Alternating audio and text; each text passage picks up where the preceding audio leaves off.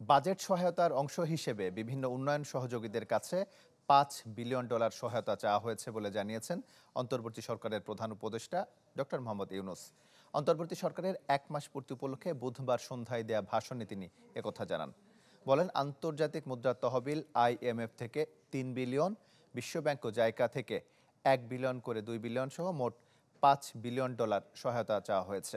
সেই সাথে রূপপুর পারমাণবিক বিদ্যুৎ কেন্দ্রে নির্মাণ প্রকল্পে অগ্রিম অর্থ পরিশোধ ও বকেয়া পাওয়া নিয়ে রাশিয়ার সাথে আলোচনা চলছে বলেও জানান প্রধান উপদেষ্টা।